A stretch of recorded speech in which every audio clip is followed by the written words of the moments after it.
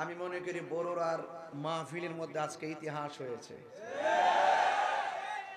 নিরাশ হয়ো না, হতাশ হয়ো না, বিজয়ী তোমাদেরই হবে যদি তোমরা মুমিন হতে পারো। এখন মুমিন কে? যারা ওলি আল্লাহর মাজার ভাঙে? কথা বলেন। মুমিন কে? যারা মসজিদে আগুন লাগাইয়া দেয়? এরা কি মুমিন? ওরা কি বেঈমান? যাদের হাত থেকে মানুষ নিরাপদ না, সে কখনো মুসলমান হতে পারে না। মান সালিমাল মুসলিমুনা মিন লিসানিহি ওয়া ইয়াদিহি, যার হাত থেকে কেউ নিরাপদ না, যার জবানের কথা থেকে কেউ নিরাপদ না, সে যতই মাথায় পাগড়ি পরুক, যতই মুখে দাড়ি রাখুক, মনে রাখবেন এদের ভিতরে মুনাফিকি রয়েছে। এরা কখনো মুমিন হতে পারবে না, মুসলমান হতে পারবে না, যারা ওলি আল্লাহর সঙ্গে বেয়াদবি করে। দেশে শান্তি আসবে কেন? আপনি বলছেন আধুনিক রাষ্ট্র গঠন করবেন। আধুনিক রাষ্ট্র কি গঠন করবেন? নবীজি কি বলছে? কবরের মধ্যে আগুন লাগাই দাও। নবীজি কি বলছে? মসজিদে আগুন লাগাই দাও। তো এই আগুন লাগাইলো কারা? এ যারা মসজিদে আগুন লাগায়, এদের বিরুদ্ধে আমাদের কি রুখে দাঁড়াতে হবে? মাজারকে সুরক্ষা দিতে হবে। ইসলামের সঠিক ভাবধারাকে সুরক্ষা দিতে হবে। নবী পাকের আদর্শের পতাকাকে উড়াতে হবে। যারা নবীর বিরুদ্ধে অবস্থান নিবে, যারা ওলি আল্লাহর বিরুদ্ধে অবস্থান নিবে, সেখানে সকল আহলে সুন্নাত ওয়াল জামাতের আপামর সুফি জনতাকে ঐক্যবদ্ধ থাকতে হবে। কথা বলেন ঠিক কিনা বলেন? আল্লাহু আকবার, নারায়ে রিসালাত, আল্লাহু নারায়ে গাউসিয়া, ইয়া রাসূলুল্লাহ, আহলে সুন্নাত ওয়াল জামাত জিন্দাবাদ, জিন্দাবাদ, বাংলাদেশ ইসলামী ছাত্র সেনা জিন্দাবাদ, জিন্দাবাদ, শাহপুর দরবার শরীফ জিন্দাবাদ, জিন্দাবাদ, action action, direct action, direct action, action action, সুন্নি জনতার অ্যাকশন, ডাইরেক্ট অ্যাকশন। তাইরি বাইরে কিছু হলে জ্বলবে আগুন ঘরে ঘরে, জ্বলবে আগুন ঘরে ঘরে। তাইরি বাইরে কিছু হলে, তাইরি হুজুরের কিছু হলে জ্বলবে আগুন ঘরে ঘরে। আমার ভাইরা, সুন্নিরা খানকায় বসে থাকে বলেই দুর্বল মনে করো না। সুন্নিরা ঘরে বসে ধ্যান করে বলেই দুর্বল মনে করো না। সুন্নিরা ঘরে বসে থাকে বলেই মনে করো না যে রাজপথ তোমাদের। সুন্নিরা যখন হাতের তসবিহ বালিশে রেখে আল্লাহর ওলির মাজারকে সুরক্ষা দেওয়ার জন্য আল্লাহর হাবিবের জাত, শান, মান, জাত এবং সিফতকে ধরে রাখার জন্য যখন মাঠে নেমে যাবে, অপশক্তি পালাইবার জায়গা পাবে না। আমার ডানে বামে অনেক সহযোদ্ধা উলামায়ে কেরাম, মসজিদের ইমাম এবং খতিব বৃন্দ, এই বড়ুরার আপামর সুন্নি জনতা, পর্দার আড়ালের মা ও বোনেরা এবং বাজারের ব্যবসায়ী বৃন্দ, প্রশাসন বৃন্দ, ইলেকট্রিক মিডিয়া, প্রিন্ট মিডিয়ার ভাইরা, যে আল্লাহ রাব্বুল আলামিন আমাদের সকলকে আজকের মাহফিলে উপস্থিত হওয়ার সুযোগ দিয়েছেন।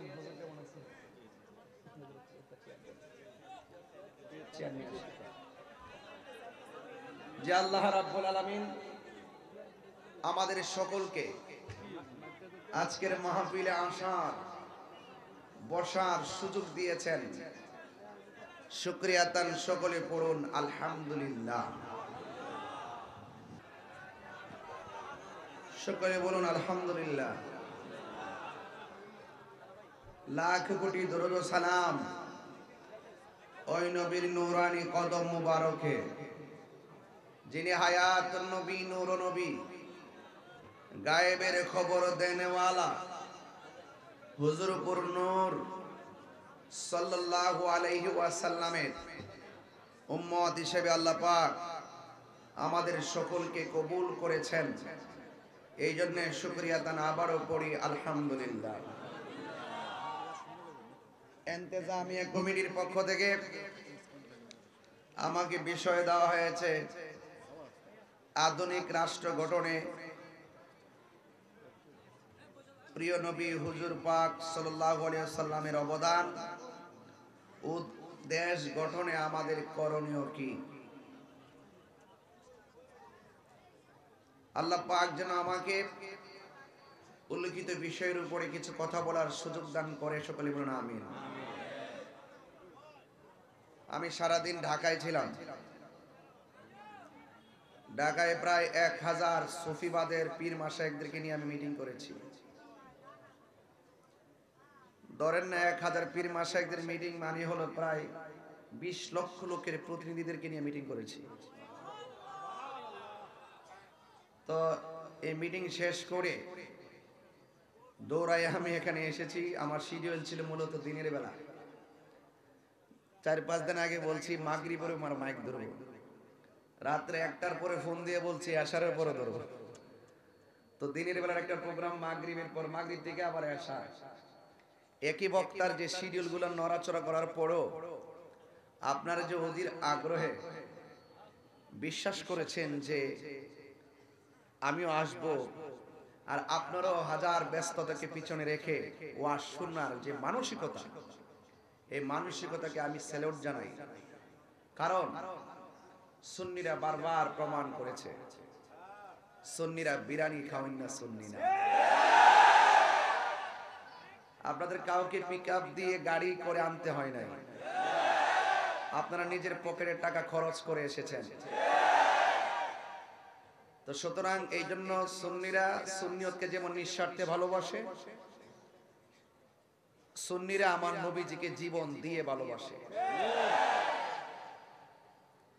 যেহেতু এসেছেন আমাদের শ্রদ্ধাভাজন সুধী ব্যক্তি, পুরো নামটা নাকি জনাব মোহাম্মদ আব্দুল হক সাহেব, তিনি মাইক ধরে আপনাদেরকে বলেছেন যে আপনারা চুপ থাকবেন। উনি একজন বয়োজ্যেষ্ঠ মানুষ, ওনার কথাটার মূল্যায়ন দিবেন। হয়তো বা আজকে যারা এসেছেন, আমি মনে করি বড়রার মাহফিলের মধ্যে আজকে ইতিহাস হয়েছে। অনেকগুলা মানুষ দাঁড়িয়ে আছে, জায়গা নেই। রাস্তাঘাটে অনেক মানুষ, বাজারে অনেক মানুষ। এই আকর্ষণ তাহিরিকে দেখার জন্য নয়, এটা মদিনাওয়ালার প্রেমের আকর্ষণ। সুন্নিরা লাল চক্ষুকে ভয় পায় না। সুন্নিদের চোখের মধ্যে আছে মদিনাওয়ালার প্রেমের সবুজ গম্বুজের দৃশ্য। এই জন্য আহলুস সুন্নাতুল জামাতের জন্য পাগল বিশ্ব, ঠিক কিনা বলেন? এই বিশ্ববাসীদেরকে আজকের জলমের দৃশ্য দেখানোর জন্য এই মিডিয়াগুলো দরকার আছে, মিডিয়াগুলো দরকার আছে। এই জন্য আপনার একটু ফাঁকে ফাঁকে আমাকে দেখেন, যেহেতু আমি নতুন কেউ না। বড়রাতে আসি প্রায় 12 বছর ধরে, অনেক বছর ধরে আসি। এরপরও ক্রাইসিস আর ক্লান্তি লগ্নে আপনারা জানেন যে অনেক ধরনের ষড়যন্ত্র আমাদের আহলে সুন্নাত ওয়াল জামাতের বিরুদ্ধে চলছে। আমরা কোনো দলের দালালি করি না, আমরা মদিনাওয়ালার প্রেমের দালালি করি। যখন কেউ নবীকে ভালোবাসে, তার পায়ের স্যান্ডেলগুলো জিহ্বা দিয়ে পরিষ্কার করে দেয়। যখন কেউ নবীকে ভালোবাসে, তখন আমরা তার পায়ের মধ্যে ঠোঁট লাগাই কদম বসি করি। যখন দেখি কেউ আমার নবীকে ভালোবাসে না, আমরা তার ছায়ার মতো পা দেই না। এটাই হলো আমাদের বড় রাজনীতি। আমরা জানি দুনিয়া কিলি আখিরাত বরবাদ না করো।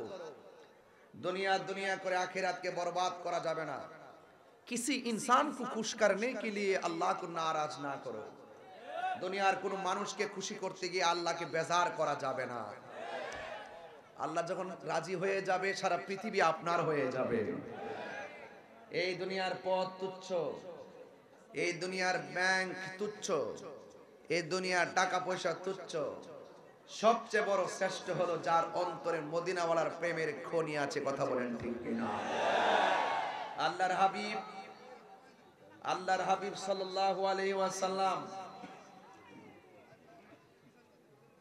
রাষ্ট্র গঠনে আল্লাহর হাবিব সাল্লাল্লাহু আলাইহি ওয়াসাল্লামের অবদান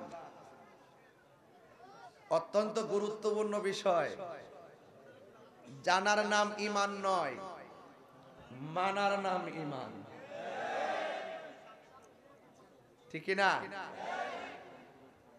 আল্লাহর হাবিব সাল্লাল্লাহু আলাইহি ওয়াসাল্লাম ধরাধামে এসে মানুষদেরকে অন্ধকার থেকে আলোর পথ দেখিয়েছেন, ঠিক কি না বলেন? আমার সামনে একটি কোরআন শরীফ আছে, আমার সামনে একটি কোরআন শরীফ আছে। এই কোরআনটা নাজিল হয়েছে আমার নবীজির উপরে। কত বছরে? সুদীর্ঘ 23 বছরে। এও আবার একসাথে নাজিল হয় নাই, অবস্থার আলোকে প্রয়োজন বেদে নাজিল হয়েছে, যখন যেটা প্রয়োজন, ঠিক কিনা বলেন? এই কোরআনুল কারীমের মধ্যে আল্লাহ রাব্বুল আলামিন বলেছেন, লাকাদ কানা লাকুম ফি রাসূলিল্লাহি উসওয়াতুন হাসানাহ। আপনি যদি ঘরকে সুন্দর করতে চান, রাষ্ট্র বাদ দেন না। যদি আপনি মনে করেন আমার ঘরটাই রাষ্ট্র, এই ঘরটাকে যদি রাষ্ট্র মনে করে ঘরটা পরিচালনা করে, প্রত্যেকটা নাগরিক যদি তার ঘরটাকে রাসূলুল্লাহর আদর্শ দিয়ে শাসন করতে পারে, সারা বাংলাদেশ শাসন হয়ে যাবে। তবে easy to say but difficult to do, বলা সহজ, করা অনেক কঠিন। আজকে মুখে মুখে অনেকে বলে আমি ধোয়াই তুলসী পাতা, কথা কোন ঠিক কিনা? কিন্তু দেখা যায় হাকিকতে ভিতরের মধ্যে অনেক ধরনের নিফাক বিল ইতিকাদ, মুনাফিকি লুকায়িত। আল্লাহর হাবিব সাল্লাল্লাহু আলাইহি সাল্লামের মাঝেই রয়েছে আমাদের জন্য উত্তম আদর্শ, কারণ আল্লাহর হাবিব হলো আমাদের জন্য মডেল। নামাজ পড়বেন, কোরআন শরীফে খুঁজে কোথাও পাবেন না যে তুমি এমন ভাবে রুকু করো, এমন ভাবে সিজদা করো, এমন ভাবে সালাম ফিরে, এমন ভাবে নিয়ত বাঁধো। রাসূল বলছেন, সল্লু কামা রাআইতুমুনি উসাল্লি, তুমি এমন ভাবে নামাজ পড়ো যেমন ভাবে আমি নবী নামাজ পড়ি। এই জন্য বলছি রাসূল হলো আমাদের জন্য মডেল, আর নবী পাকের মাঝে রয়েছে আমাদের জন্য চলার পথে উত্তম আদর্শ। এই জন্য আমার যুবক ভাইয়েরা, আল্লাহ মানা নবী মানা নয়, নবী মানলেই আল্লাহ মানা হয়। কথা কি পরিষ্কার?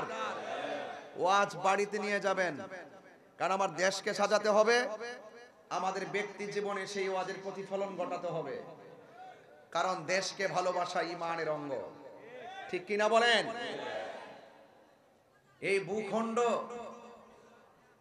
এই ভূখণ্ডে যত মানুষ বাস করে, প্রত্যেকটা মানুষের ঘরে শান্তি আসবে যদি আমরা রাসূল পাক সাল্লাল্লাহু আলাইহি সাল্লামকে ফলো করি।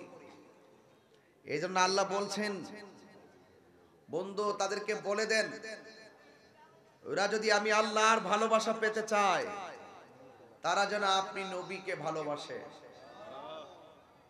তারা যদি আপনি নবীকে ভালোবাসে, আমি আল্লাহর প্রতি তাদের ভালোবাসা হয়ে যাবে, আমি আল্লাহও তাদেরকে ভালোবাসবো। এর মধ্যে একটা শব্দ ছোট্ট করে লেখা আছে, ফাত্তাবিউনি, তোমরা আমাকে অনুসরণ করো। যদি নবীকে অনুসরণ করি আল্লাহ খুশি হবেন।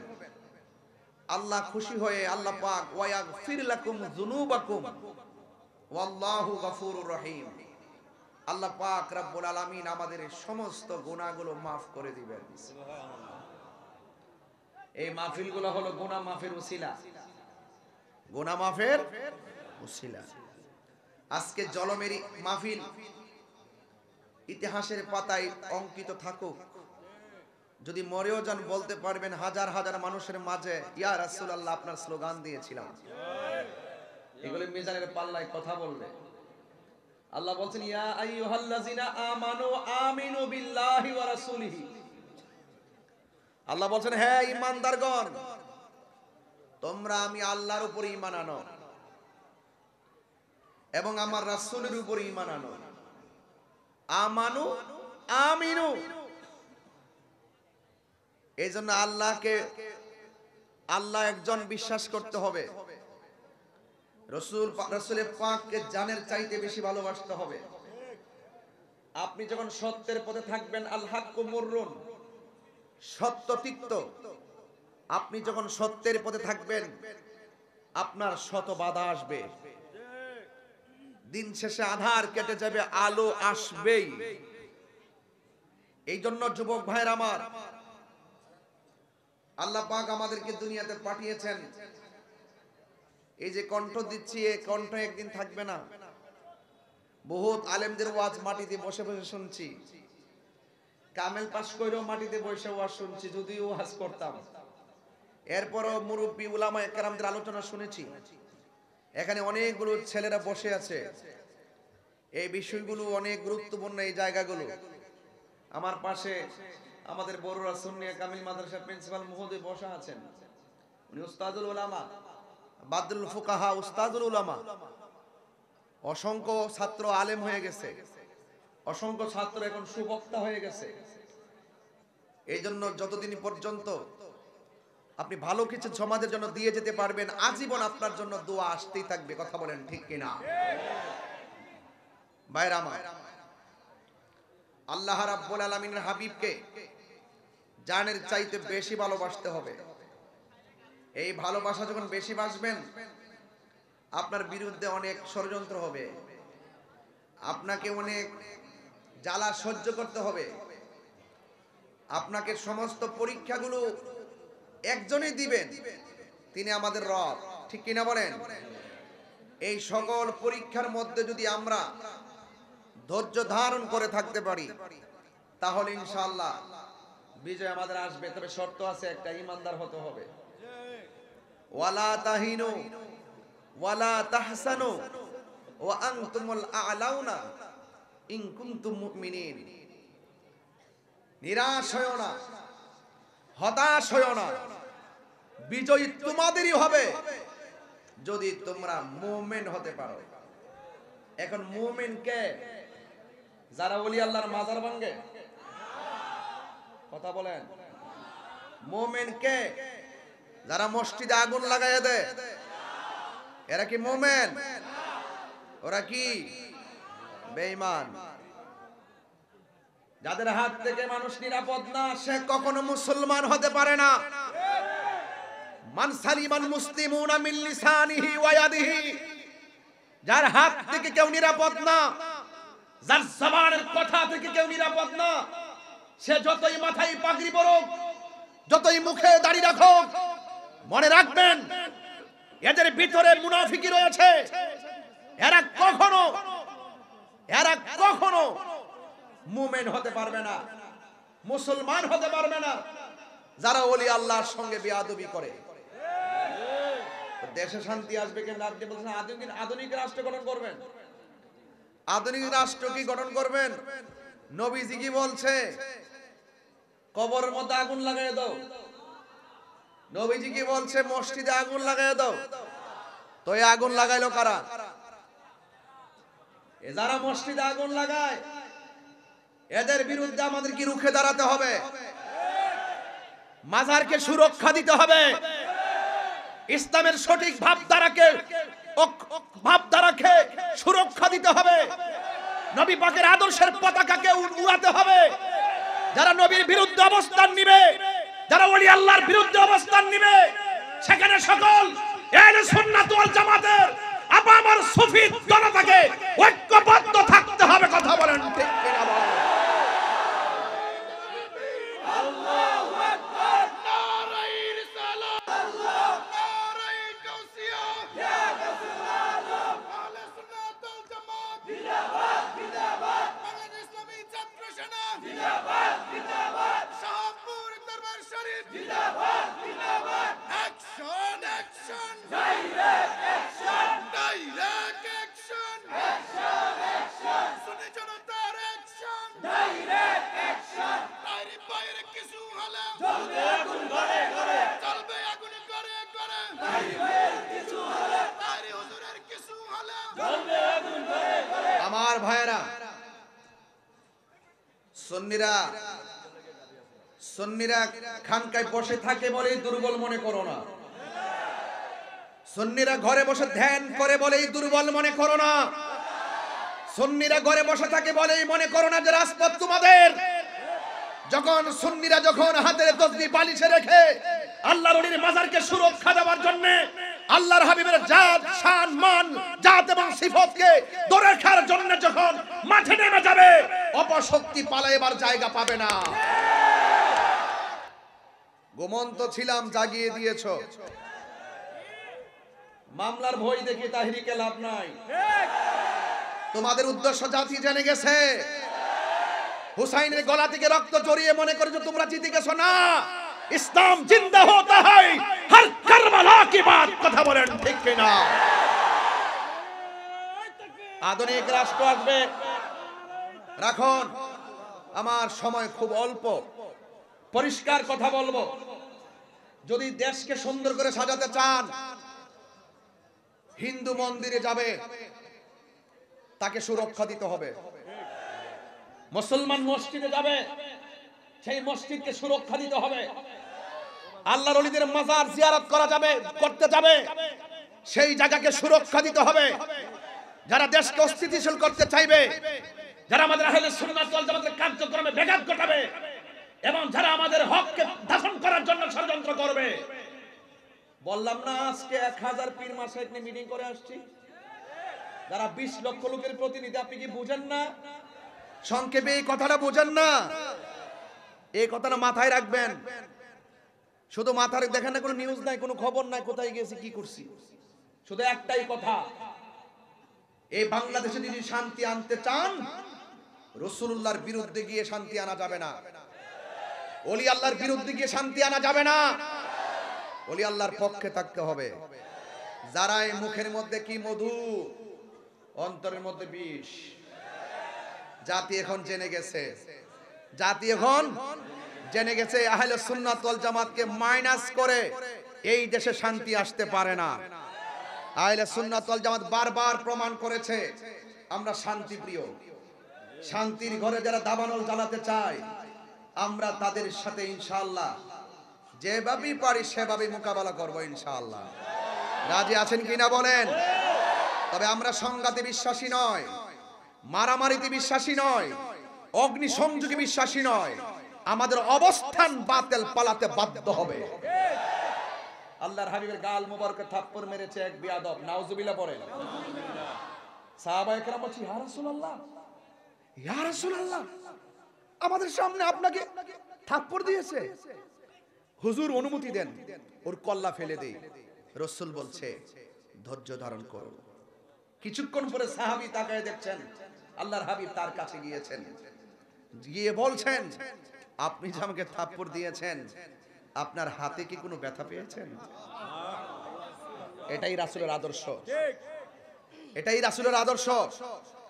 আজকে আল্লামা শাহেদ নূর ইসলাম, শহীদ নূর ইসলাম ফারুকী রহমাতুল্লাহ আলাইহি ঘরের ভিতরে ঢুকে হাত পা বেঁধে জবাই করেছে।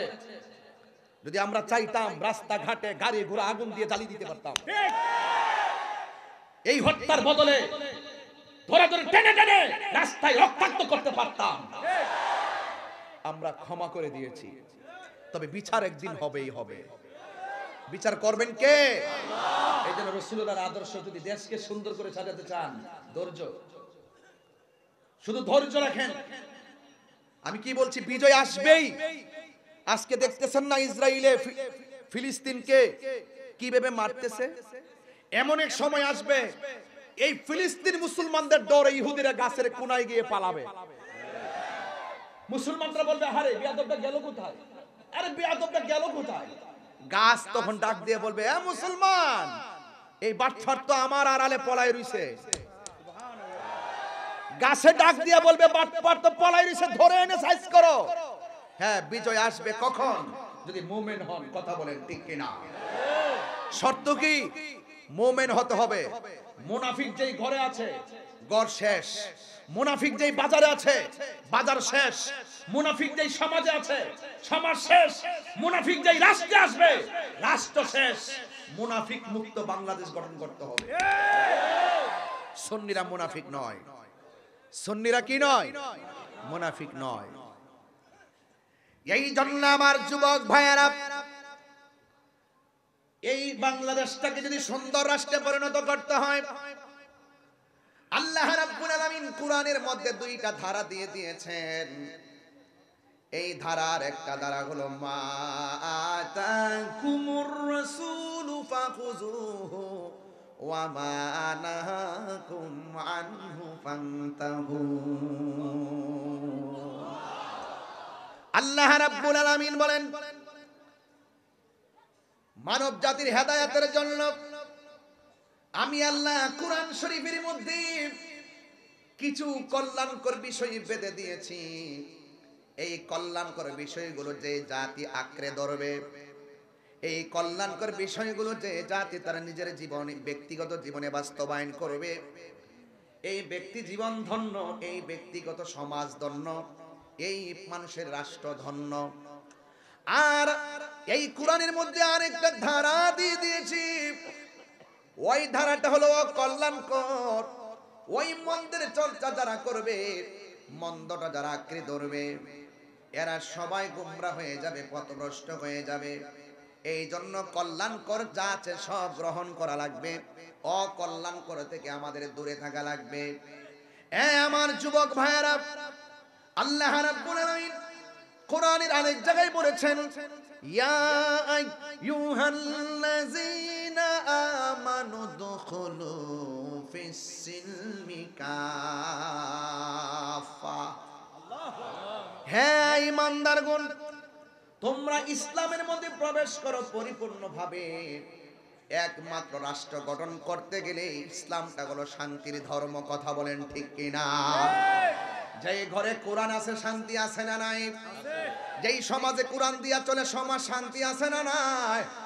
যেই দেশের মধ্যে মানুষ কোরআনের চর্চায় বেশি দাবিত হবে, ওই দেশটা উন্নত হয়ে যাবে। এই জন্য আমানতধারীর কাছে দেশ নিরাপদ, কোন সুদখোরের কাছে দেশ নিরাপদ হতে পারে না। যেই ঘরের মধ্যে সুদ চলে, এই ঘরের মধ্যে শান্তি। যেই সমাজের মধ্যে সুদ চলে, ওই সমাজে শান্তি। যেই দেশের মধ্যে সুদ চলে, সেই দেশের মধ্যে শান্তি। এই জন্য আল্লাহর কোরআন ধরে বলতেছি, কল্যাণকর যা আছে, কল্যাণকরের মধ্যে শ্রেষ্ঠ কল্যাণের পথ হলো নামাজ। কথা কন না কেন? কি বলছি ভাই? নামাজ। সর্বোত্তম ইবাদত হলো নামাজ। আর আপনি যত অন্যায় করেন, অন্যায়ের ভিতরে আল্লাহ রাব্বুল আলামিন ভয়ঙ্কর যে অন্যায়টার কথা বলেছেন, সেই অন্যায়টার মধ্যে এক নম্বর অন্যায় হলো আল্লাহর সঙ্গে শরীক করা। কি করা? আল্লাহর সঙ্গে শরীক করা। আল্লাহর সঙ্গে শরীক করা যাবে না, নবীর সঙ্গে নাফরমানি করা যাবে না। এরপর আল্লাহ রাব্বুল আলামিন কোরআনে বলেছেন, ওয়া মা নাহাকুম আনহু ফান্তাহু। যা বলছি অকল্যাণকর তা থেকে তোমাদের দূরে থাকা লাগবে। আপনারা জবান খুলে বলুন, সুদ খাওয়া কি হালাল না হারাম? আর জবান খুলে বলুন। এই জন্য যুবক ভাইয়েরা আমার, হালালকে হালাল বলতে হবে, হারামকে হারাম বলতে হবে। যদি এই পার্থক্যটা আপনি না করতে পারেন, তাইলে সমাজে কখনো শান্তি আনা যাবে না। এই জন্য আমার নবী, আপনার নবী রাহমাতুল লিল আলামিন কোরআনে বলে দিয়েছেন, মান সালিমাল মুসলিমুনা মিন লিসানিহি ওয়া ইয়াদিহি। যেই মানুষের হাতের দ্বারা নিরাপদ না, যেই মানুষের জবানের কথার দ্বারা কেউ নিরাপদ না, সে কোনোদিন মুসলমান হতে পারবে না। যুবক ভাইয়ের আমার, আল্লাহর হাবিব যখন দুনিয়ার জমিনে তাশরীফ এনেছেন, আনার পরে আমার নবী আল্লাহ আল্লাহ জিকির করেছেন, কাউকে শোনান নাই। নীরবে নীরবে খানকায় বসে বসে, পাহাড়ের গুহায় বসে বসে আমার নবী ধ্যান করছেন, কাউকে শেয়ার করায় না। কারণ আল্লাহ রাব্বুল আলামিনের অনুমতি ছাড়া আমার নবী কোনো কাজ করে না। ওয়ামা ইয়ানতিকু আনিল হাওয়া ইন হুয়া ইল্লা ওয়াহিয়ুন ইউহা। আল্লাহর কথা ছাড়া আমার নবী কোনো কথা বলে না। কারণ নবীর কথাই হাকিকতে একজনের কথা।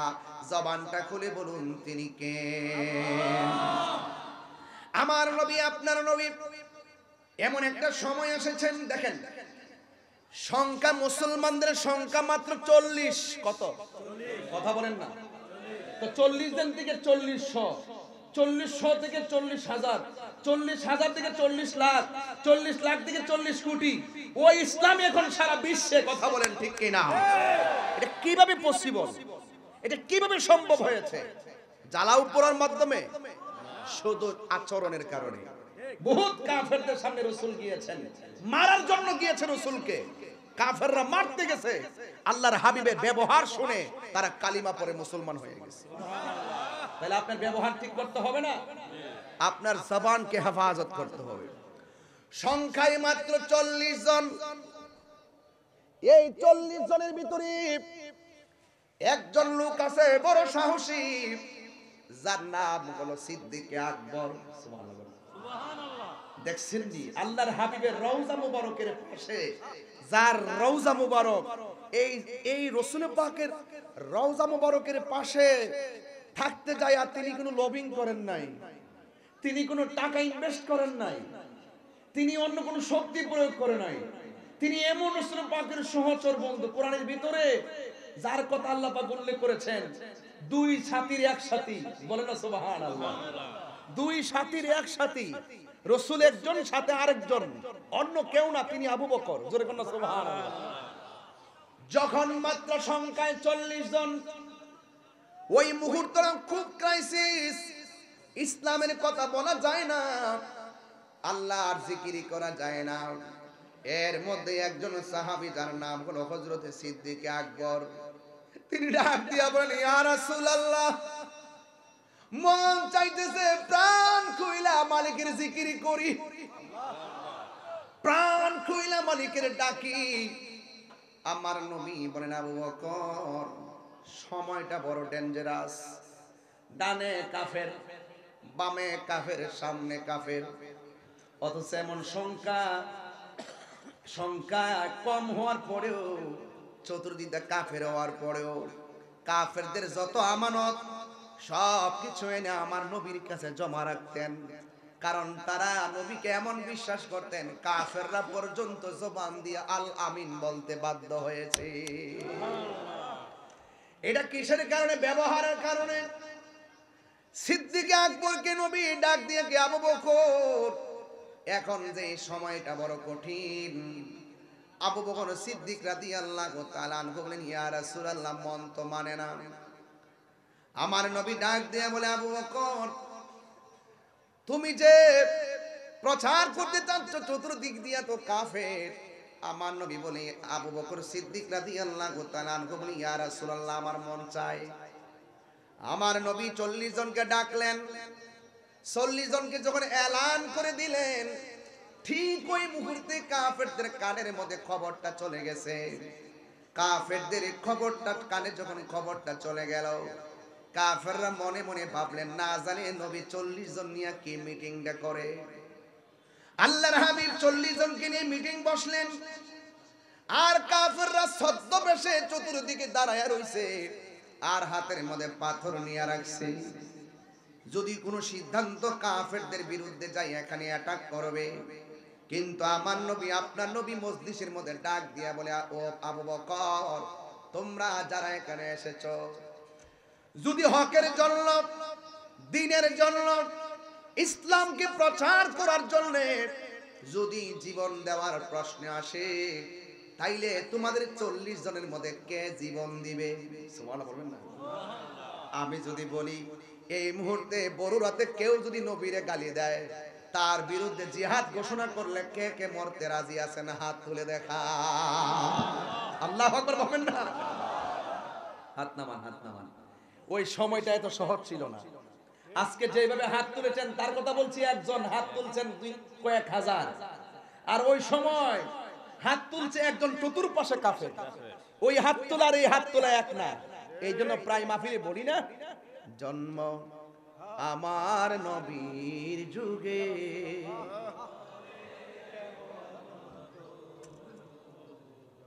জন্ম আমার নবীর যুগে, হলে কেমন হতো, দুনয়নে রসুল পাক, দুনয়নে দেখলে জন্ম আমার নবীর যুগে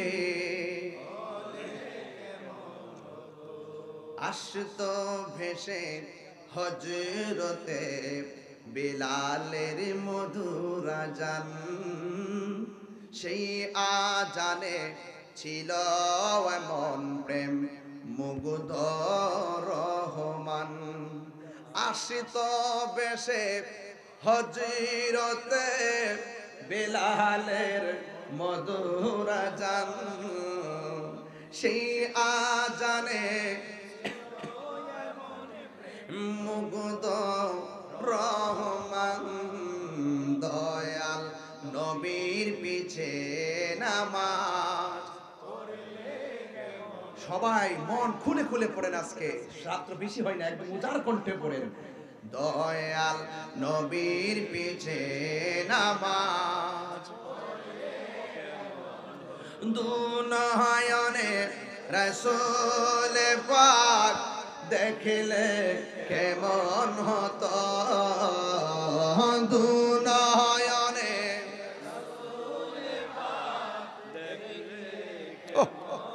তো জন্ম আমার নবীর যুগে পড়ছি আমি নাতে রাসূল পাশে দয়াল নবী নাতে রাসূল শুনে নবী দিলেন মুচকি হাসি ঠিক না হায়রে ওই আমার বড়রার বন্ধু আপনারা আওয়াজ করে বলেন আমার নবী এই জলমের মাহফিল দেখার ক্ষমতা আছে না নাই তুই হাত তুলে বলো আছে না নাই নারায়ে তাকবীর আল্লাহু আকবার নারায়ে রিসালাত ইয়া রাসূলুল্লাহ নারায়ে কাউসিয়া ইয়া রাসূল আযম আহলে সুন্নাত ওয়াল জামাত জিন্দাবাদ জিন্দাবাদ শাহপুর দরবার শরীফ জিন্দাবাদ জিন্দাবাদ অ্যাকশন অ্যাকশন ডাইরেক্ট অ্যাকশন সুন্নি জনতার অ্যাকশন ডাইরেক্ট অ্যাকশন আল্লাহর হাবিব এই মাহফিল দেখার ক্ষমতা আছে না নাই করছি আমি এটা আমার আকীদা এটা আমার আকীদা ডাবলুদের আকীদা না ডাবলু মার্কা কিছু মৌলবি আছে এরা মনে করে এই জলম থেকে মদিনা বহুদূর আর আমরা মনে করি মদিনাওয়ালার জন্য এই জলম হাতের তালুর মধ্যে কথা বলেন ঠিক না বেঠিক এই জন্য বলছি পড়ছি আমি নাতে রাসূল পাশে নূরের নবী নাতে রাসূল শুনে নবী দিলেন মুচকি হাসি জোরে জোরে কি আল্লাহু আকবার বলা যাবে না জন্ম আমার নবীর যুগে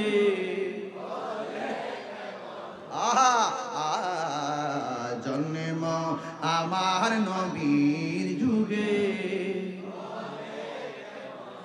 দুনয়নে রাসূল পাক দেখলে মাশাআল্লাহ খুব ভালো লাগছে দুনয়নে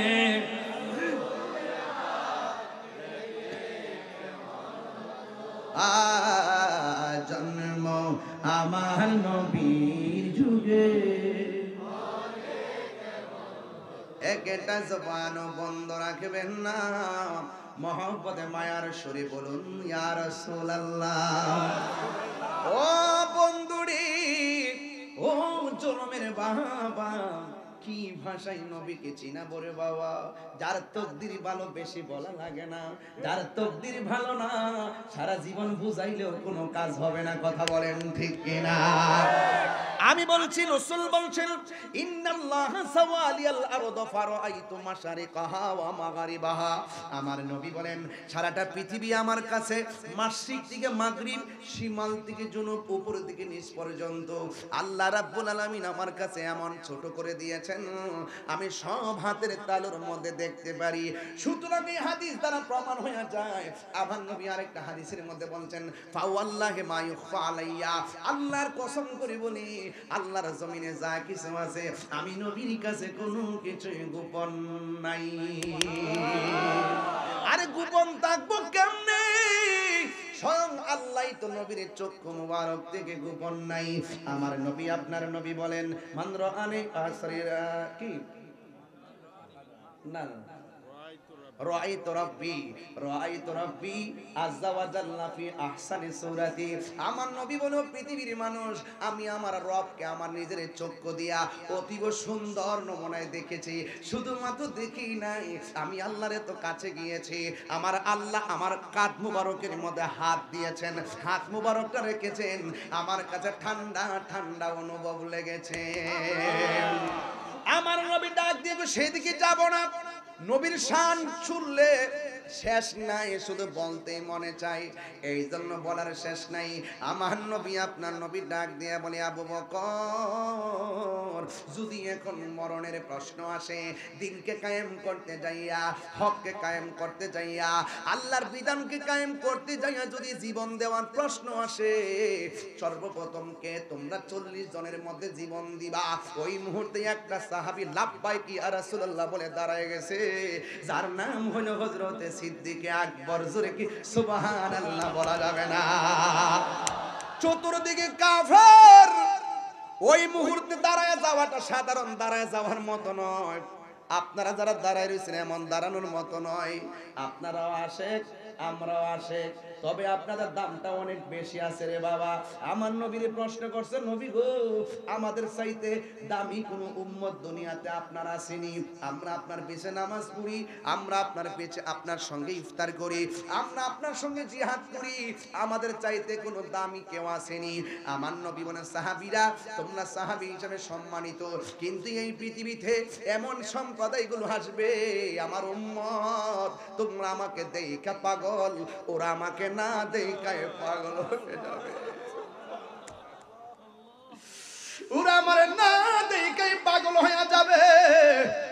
আরে বড়ুরার জলমের পোলাপানগুলোর দিকে আমার মনে হয়ে গেছে তায়েফের জমিনে কাফেররা নবীর দিকে পাথর মারছে, তাগড়া তাগড়া যুবকরা পাথর মারছে, আর বড়ুরার ফুলাফানগুলা যে নবীর পাগল কেমনে দাঁড়ায় গেছে, রাতে খাবার খাই না, পাগলের মতো বয়া বয়া তাকায় রইছে। আমার তো মনে হয় ওই তায়েফের জমিনে ওই যুবকরা নবীরে পাথর মারছে, এই যুবকগুলা যদি সেই জায়গায় থাকতো পাথরের বরাবর নিজের বুকটা পাইতে দিত, মোস্তফার বদন মুবারকে একটা পাথরের আঘাত লাগতে দিত না। কথা বলেন ঠিক কি না বলেন? আমার যুবক ওই সিদ্দিক আকবর দাঁড়ায় গেছে। যারা দাঁড়ায় যায় নবীর জন্য তারা সিদ্দিক হয়ে যায়, যারা নবীর সন্তুষ্টির জন্য দাঁড়াইতে পারে না তারা আবু জাহেল হয়ে যায়। কথা কোন ঠিক কিনা?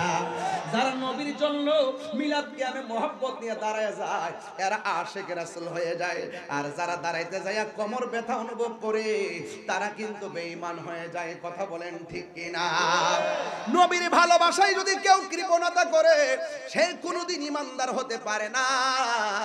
সিদ্দিক আকবর যখন দাঁড়ায় গেছে কাফেররা তখন কহেতে মরতে আসছে, এই কাফেররা হাতের মধ্যে পাথর নিয়া এমন ভাবে পাথর মারলো, মাথার মধ্যে পাথর, বডির মধ্যে পাথর, সাহাবীরা নবীরে জড়ায়া দইরা ঘরের মধ্যে নিয়ে গেল। সিদ্দিক আকবর মাটির মধ্যে পড়ে গেল, ধরাধরি কইরা বাড়িতে নিয়ে গেছে। তার জনম দুঃখিনী মা যদিও এখন ইসলাম ধর্ম গ্রহণ করে নাই, সে ডাক দিয়ে ফুতিরে তোমার কি অবস্থা? আবু বকর বকর সিদ্দিক রাদিয়াল্লাহু তাআলা আনহু কোনো কথা বলে না, একেবারে বিছানার মধ্যে পয়রা রইছে, মাথাও লড়ে না, চোখও লড়ে না, মাথা থেকে শুধু মাত্র রক্ত আর রক্ত, রক্ত আর রক্ত। মা ডাক দিয়া কই, বাবা ও বাবা, তোমার শরীরটা কেমন লাগে? সিদ্দিক একবার চোখটা মিরমিরে ছায়া কই, আম্মা আমার জিগায়েন না আমি কেমন আছি, আগে আমার কানের কাছে মুখটা লাগায় কন্যা রাহমাতুল লিল আলামিন কেমন আছে।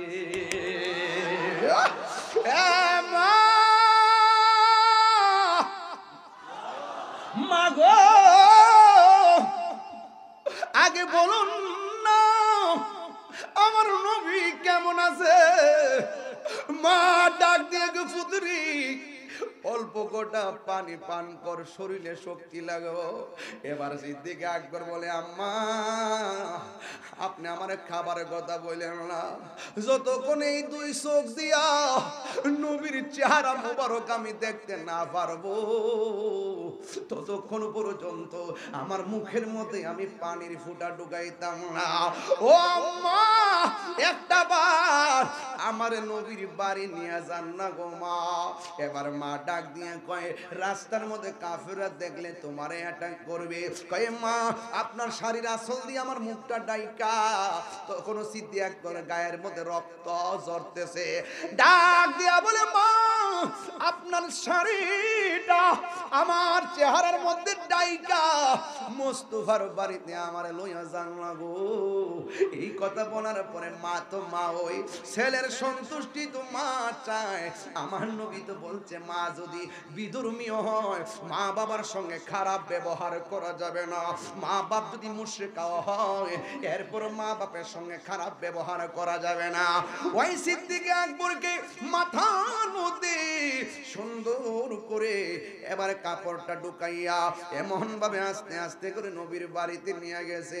আমার নবীর কাছে যায়, নবী গো, নবী গো, ও মায়ার নবী আগে বলুন না আপনি কেমন আছেন।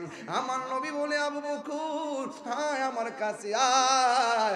আবু বকরের কপালে আমার নবী একটা চুমু দিলেন। এবার আমার নবী ডাক দিয়া বলে, আবু বকর তোমার শরীরটা কেমন আছে? ও নবী গো, এতক্ষণ খারাপ লাগছিল, আপনি নবীকে দেখার পরে আমার মনটা যেন ভালো হয়ে গেছে গো নবী।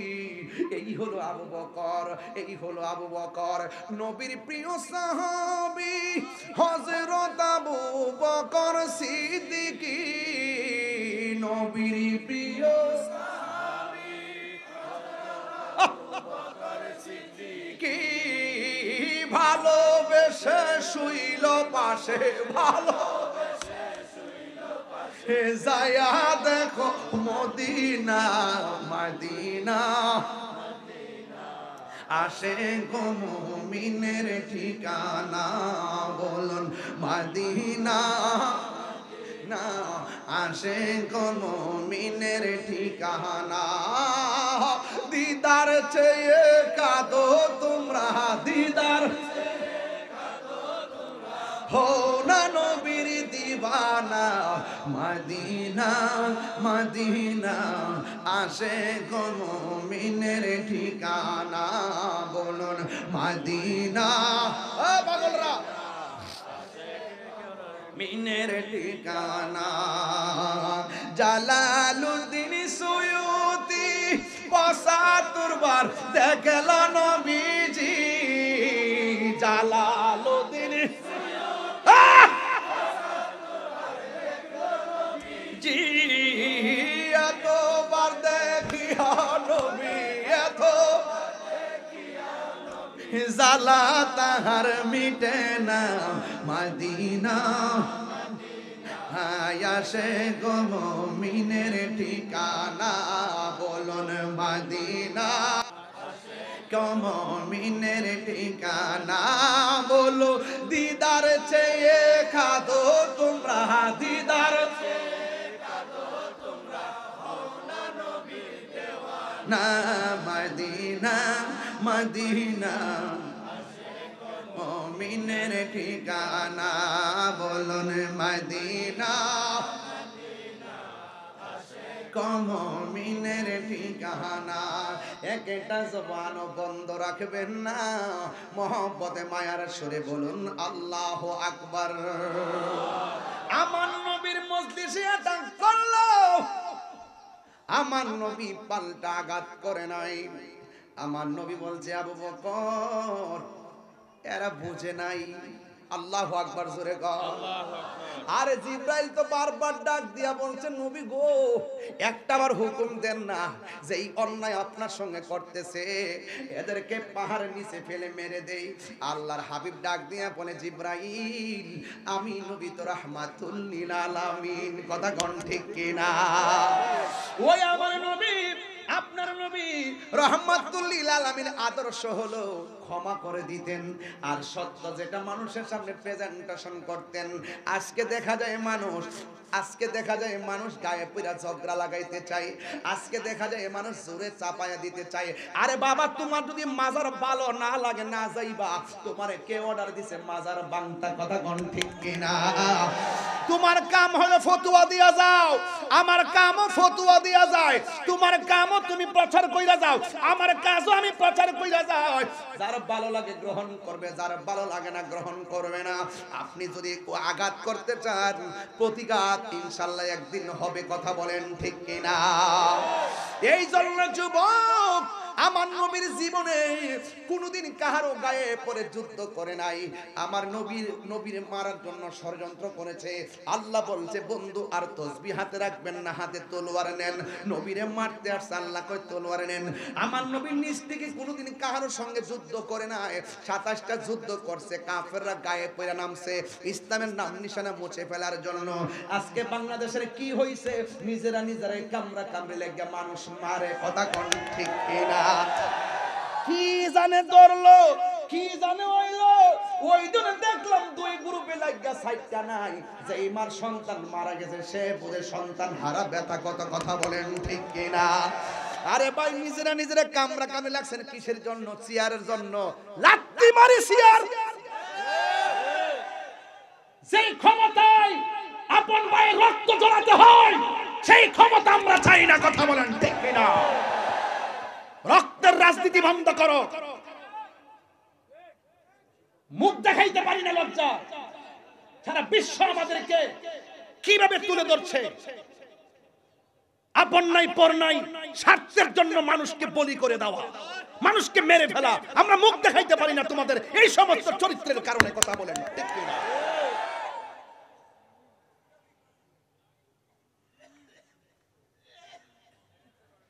ভাইরা আমার খুব সতর্ক থাকবেন, পারি না শুধু আপনাদের কারণে।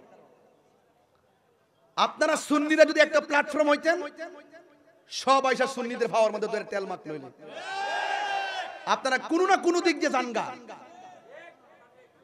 আপনারা যদি এক থাকতেন, 65% মুসলমান সুন্নি এই দেশে। পারি না শুধু আপনাদের কারণে। আপনারা কোনো না কোনো জিলাপি ভাই আর বিস্কুট ভাই নাচ মারেন, এগুলো এখন বন্ধ করতে হবে। বুঝেন না কেন বলতেছি? যে দিতে যাবো একদিকে যাবো, যেখান দিয়ে যাই, কিন্তু ভাঙ্গে আর যাইতাম না। এবারে ভাঙ্গের দিন শেষ। বাবা শাহজালালের বাংলাদেশ। দুই হাত তুলে বলো ঠিক কিনা বলো। নারে তাকবীর, আল্লাহু আকবার, নারে রিসালাত, আহলে সুন্নাত ওয়াল জামাত, অ্যাকশন অ্যাকশন, ডাইরেক্ট অ্যাকশন, মুনাফিকের বিরুদ্ধে ডাইরেক্ট অ্যাকশন, জঙ্গের বিরুদ্ধে ডাইরেক্ট অ্যাকশন, দিয়েছি তো রক্ত, আলো দিব রক্ত, রক্তের বন্যায় তুমি কে আমি কে, সুন্নি সুন্নি, তাইলে হুজুরের ভয় নাই, রাজপথ ছাড়ি নাই, তাইলে হুজুরের ভয় নাই, বাংলাদেশের সুন্নি এক হও, এক হও। ভাইরা আমার, এই যে মানুষগুলো আজকে আসছেন সব কি সুন্নি না? যদি ডাক দেই চলেন ঢাকা যায়, আপনি বলবেন আমি নাই। এইগুলা বন্ধ করতে হবে। পকেটে টাকা খরচ করে যৌক্তিক দাবি আদায়ের লক্ষ্যে ময়দানে নামতে হবে। ঠিক কিনা বলেন? ওই যে অনেকের দুই হাত তো উঠে নাই, হাত তুলে বলেন ঠিক কিনা বলেন। আমরা কি আগের মতো থাকবো? আগের মতো আমরা বিচ্ছিন্ন থাকবো না, আমরা সব ঐক্যবদ্ধ হব। কথা বলেন ঠিক কিনা বলেন। এক থাকবেন। জীবনে কিন্তু মামলা খাই নাই, মামলা যেহেতু খাইছি তাহলে বুঝতে হবে দিন আসছে, দিন এক তাহিরি গেলে গেও হাজার তাহিরি আছে না নাই? তাহিরি আছে কিনা জানি না, জাহিরি তো আছে। কারা কারা একমত হাত তুলুন তো দেখি, আবার দীক্ষা লই, মনটা পুরা লই। নারায়ে তাকবীর, নারায়ে রিসালাত, নারায়ে পাক পাঞ্জাতন, আহলুস সুন্নাত ওয়াল জামাত, নারায়ে গাউসিয়া। হাত নামান। কষ্ট হইছে আপনাদের? মাঝে মাঝে দুই চারটা গজল কটা গজল গেছে? দুইটা। মারহাবা কর। বাবা রে, বাবা আপনি যদি রাজনীতির পদ নিতে চান, আপনার টাকা আছে কিনা দেখবো, আপনার লোকজন আছে কিনা দেখবে। কিন্তু এক জায়গার সম্পর্ক করতে গেলে টাকা পয়সা লাগে না, শুধু মোহব্বত লাগে। এটা হলো রাহমাতুল লিল আলামিন। কথা বলেন ঠিক কিনা বলেন? তা আমরা নবীকে ভালোবাসতে গেলে কি টাকা লাগবে, পয়সা লাগবে, জনগণ লাগবে? যার যার ভালোবাসা ওপেন করে দেন। টাকা নাই, মদিনা যাইতে পারেন না, দেখবেন মদিনাওয়ালা আপনার জলমের ভাঙ্গা করে হাজির হয়ে গেছে। নবী আসার ক্ষমতা আছে না নাই? আল্লাহ বলেন বন্ধু, এরা গোপনে একটা মিটিং করছে। কি করছে? আজকে যে আমি এখানে আইছি, ওই যে নেতা কইতে পারবো কত ঝামেলা গেছে, গেছিনি? কত যে ঝামেলা, তাহিরির ব্যাপারে কত ঝামেলা করে বাবা। এই তাহলে গুছাইলাই বাবা, গুছাইলাই। আর 10 মিনিট সময় দিবেন নি আমারে? 10 মিনিট দিবেন নি ইনশাআল্লাহ?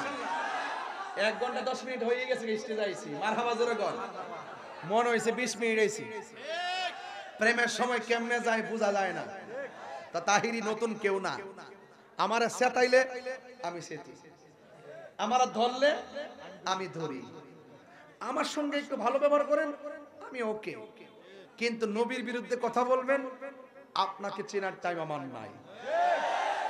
এটা কন্টেটমেন্ট, এটা স্পৃহা আমার। কোন সম্পদ নাই, নবী আছে। কথা কোন ঠিক কিনা? রাসূল বলছেন, আল্লাহ বলছেন বন্ধু ওরা মিটিং করছে। উপেনে না গোপনে? কথা কোন গোপনে? উপেনে না গোপনে? তো এই বাবা, এই তোমরা এদিকে যাও। আরে কি, অনেক মানুষ দেখে না তো। যাও বাবা, এদিকে যাও, এদিকে যাও। কি এত বড় মাঠ জায়গা হনা? এবার তো মনে পিছনে আনছেন মাঠ, হাই স্কুলটা একবার ঘুরাত নিয়ে আসছেন না, একবার শেষ মাথা নিয়ে আসছেন, এরপর অবস্থা এই অবস্থা। আহা, এটা হলো নবীর প্রেমিকদের জোয়ার। এরা যে কাফেররা মিটিং করছে, গোপনে না ওপেনে? কাফেরের কাছে যেটা গোপন, ওপেন কার কাছে? আল্লাহর রাসূলের কাছে।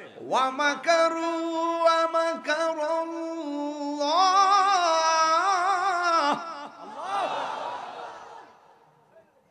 তেলাওয়াতটা করব?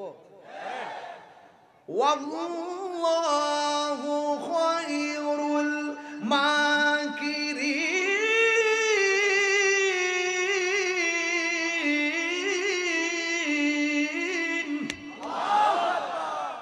তোরা সত্যি ষড়যন্ত্র করস, ষড়যন্ত্রের জবাব দিবেন একজন, জনগণ তিনি কে? আল্লাহ। আরো জোরে, উত্তম পরিকল্পনাকারী কে? আল্লাহ ডাক দিকে বন্ধু, ওরা গোপনে মিটিং করছে, আপনাকে মারবে। নাউজুবিল্লাহ কোন না কেন? রাসূল বলছেন আল্লাহ আমার 6টা মর্যাদা দিয়েছে, 6টা মর্যাদা পৃথিবীর কোন নবী রাসূলকে দেয় নাই। এর মধ্যে একটা হলো আমি দুনিয়াতে এসেছি, প্রত্যেক নবীদের জন্য এক একটা এরিয়া ছিল নামাজের, আর আমার জন্য সারা পৃথিবীর মসজিদ, সারা পৃথিবীর জমিনটাকে আল্লাহ আমার জন্য, আমার উম্মতের জন্য মসজিদ বানাই দিয়েছে। সুবহানাল্লাহ। আরেকটা মর্যাদা হলো আদম নবী বলতে পারবেন আমি শেষ নবী, ইব্রাহিম নবী বলতে পারবেন আমি শেষ নবী, আমি নবী, আনা খাতামুন নবিয়্যিন লা নাবিয়্যা বাদি। আমি নবী হলাম শেষ নবী, আমার পরে আর কোন নবী আসবে না। রাসূল বলেন অনুসিরতু বিররুবে, আল্লাহ আমার মাঝে এমন একটা ভয় দিবেন, ইচ্ছে করলে কোনো কাফের গোপনে এসে নবীকে মেরে ফেলতে পারবে না। কারণ এই নবীজির কাঁধ মুবারক দিয়ে চোয়াল হয়ে দাঁড়িয়ে যায় তাকে মারার জন্য। এই জন্য রাসূল পাকের সাথে অনেক যুদ্ধে অনেক সাহাবী শহীদ হয়েছে, রাসূল পাককে তারা কিছুই করতে পারে না। যদি বলেন না সুবহানাল্লাহ। আর একটা হলো উতিতুপি জাওয়াবিল কালিমে, রাসূল বলছেন আল্লাহ পাক আমাকে সকল ভাষা বুঝার জ্ঞান দান করেছেন। জোরে বলেন সুবহানাল্লাহ। আরো বড় করে কোন আল্লাহু আকবার। এবার শুনেন আমি কি বলি। আল্লাহ রাব্বুল আলামিন বলেন, বন্ধু, ওরা গোপনে ষড়যন্ত্র করেছে। ইয়া রাসূলুল্লাহ, ইয়া হাবিবাল্লাহ, আপনি এখান থেকে মদিনায় চলে যান। জবানটা খুলে কি আল্লাহু আকবার বলা যাবে না? আল্লাহ অর্ডার করেছে, আমার নবী যারা অত্যাচার করেছে তাদের সঙ্গে যুদ্ধের ঘোষণা করে নাই। আমার নবী আল্লাহর অর্ডারে মক্কা থেকে মদিনায় চলে যাবেন। দেখবেন কেমনে শান্তি নবী আনেন। বিনা রক্তপাতে, বিনা যুদ্ধে নবী শান্তি কেমনে নাজিল করেছেন। জোরে কোন সুবহানাল্লাহ। আমরা তো মনে করি যুদ্ধ করে শান্তি আনতে হবে।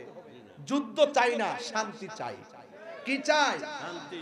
দেখছেন না কয়েকদিন আগে এক দৌড় মারছে, ইন্ডিয়া লোক লেগে যাবো। ইন্ডিয়া লোকে যুদ্ধ লেগে যাবো। যুদ্ধ লাগলে কি শান্তি আইব? যুদ্ধ লাগলে কি শান্তি আসবে? পার্শ্ববর্তী দেশ ভারত, পাকিস্তান, চীন, এদের সঙ্গে যুদ্ধ লাগলে কি আমাদের দেশে শান্তি আসবে? একটা উস্কানি মারছে, আবার বলতেছে কই আগরতলার হার সাইজ করার জন্য ব্রাহ্মণবাড়ি যথেষ্ট। এটা হলো পাতলা কথা। এগুলো কি কথা? পাতলা কথা বলা যাবে না। রাষ্ট্রের অস্থিতিশীল, রাষ্ট্রকে অস্থির করতে গিয়ে পাতলা কথার দ্বারা যদি রাষ্ট্র অস্থিতিশীল হয়ে যায়, এই সমস্ত কথা বলা যাবে না। আমরা যুদ্ধ চাই না।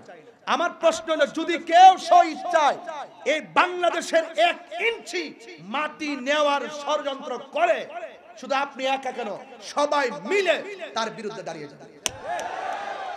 আর হুদহুদে আপনি গায়ে পড়ে যায় যুদ্ধ করবেন, এত কামরা গেলে গে। এই কামরা কামড়ি বন্ধ করেন। দেখছেন না 2 দিন নাচছে, এরপর আবার গর্ব হয়ে গেছে। এগুলো হলো বাংলাদেশের মানুষকে বেকুব পাইছে, হুজুগে বাঙালি হয়ে গেছে সব। এগুলো বলা যাবে না। আমরা আমাদের দেশকে আমাদের মতো করে সাজাবো। কথা বলেন ঠিক কি না? সকল দেশের সাথে আমরা বন্ধু সুলভ আচরণ করব।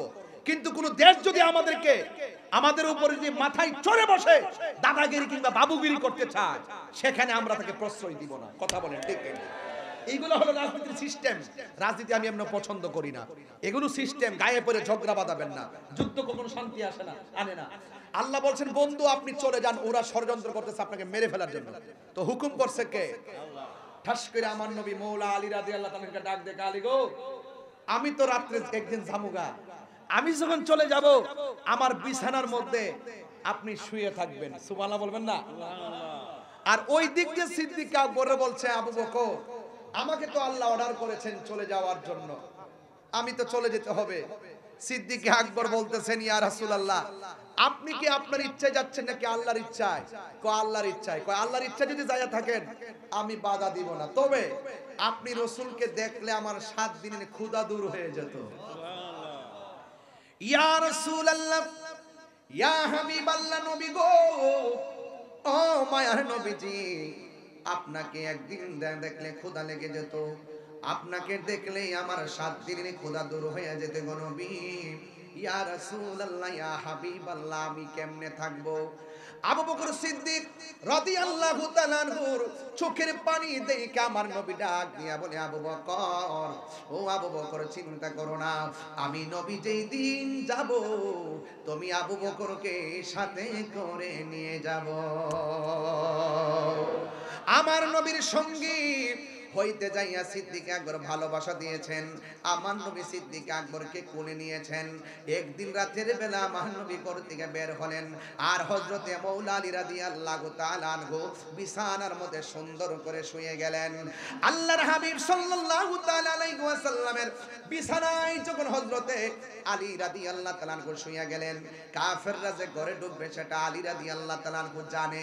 কাফেররা যে নবী মনে করে সিদ্দিক আকবরকে মেরে ফেলতে পারে এটাও জানে। হযরতে মৌলা আলী রাদিয়াল্লাহু তাআলা আনহুকে জিজ্ঞাসা করা হয়, আলী গো, আপনি যে নবীর বিছানায় শুয়ে রইলেন, আপনি মুখের মধ্যে অনেকগুলো কাপড় দিয়ে শুয়ে রইলেন, কাফেররা যদি আপনি আলীকে নবী মনে করে মেরে ফেলতো তাইলে আপনি কি করতেন? হযরতে মৌলা আলী রাদিয়াল্লাহু তাআলা আনহু ডাক দিয়া বলেন, নবীর প্রেমিকের দল, তোমরা আমাকে বলতেছো আমাকে নবী মনে করে ওরা যদি মেরে ফেলতো আমি কি করতাম, কিন্তু না না, আমি তো এই কথা একটা বারের জন্য চিন্তা করি নাই। আমার নবী যখন হিজরতের জন্য রওনা দিয়েছে, আমার নবী আমাকে বলেছেন, হে আলী রে, তুমি আমার বিছানায় শুয়ে থাকো, অতি শীঘ্রই তোমার সঙ্গে আমার দেখা হবে সোনার মদিনায়। আর জোরে জোরে কর না আল্লাহু আকবার। আমার নবী যখন বলছে আমার সঙ্গে নবীর দেখা হবে মদিনায়, আমি আলীর বিশ্বাস হলো নবীর সঙ্গে মদিনায় দেখা হওয়ার আগে পৃথিবীর কোনো মানুষ আমাকে মারতে পারবে না। এটা হলো সাহাবায়ে কেরামদের বিশ্বাস, কথা বলেন ঠিক কিনা? আর ওই দিক দিয়া আমার নবী রাতের বেলা যেই মাত্র চলে গেছে সিদ্দিক আকবরের বাড়িতে যাইয়া ঘরের মধ্যে যখন টোকা দিয়েছে, এইভাবে আমার নবী টোকা দিলে ফাকরা আল বাব, দরজার মধ্যে যখন টোকা দিলেন, আমার নবী বলছি ইয়া আবু বকর, যেই মাত্র সিদ্দিক আকবরকে ডাক দিয়েছেন, আমার নবীর ডাকটা শুনি না সিদ্দিক আকবর ঠাস কইরা দরজাটা খুলনা বলে লাব্বাইক ইয়া রাসূলুল্লাহ, লাব্বাইক ইয়া রাসূলুল্লাহ। আমি বুঝাইতে চাইতেছি নবীরে কেমনে ভালোবাসা লাগে রে বাবা। এবার আমার নবী ডাক দিয়ে কয়, হে আবু বকর, তোমার আমি আজকে বলি নাই যে আমি আসবো, এমন ভাবে দাঁড়ায় রইছো যেন মনে হয় আমি নবী আগেই বলছি আজকে আসবো। হে আবু বকর, এত রাত হয়ে গেছে, আমি এত আগে বলেছি আমি একদিন রাতে যাব, আজকে রাতের বেলা যে যাব আমি তো তোমারে কিছু বলি নাই, আমি যে তোমাকে ডাকটা দেওয়ার সাথে সাথে তুমি দাঁড়ায় গেলা। হে আবু বকর, তুমি কি ঘুমাও নাই? সিদ্দিক আকবর ডাক দিয়া বলে ইয়া, এই আল্লাহ আকবার জোরে হবে, সিদ্দিক আকবর ডাক দিয়া বলে ইয়া রাসূলুল্লাহ, নবী গো,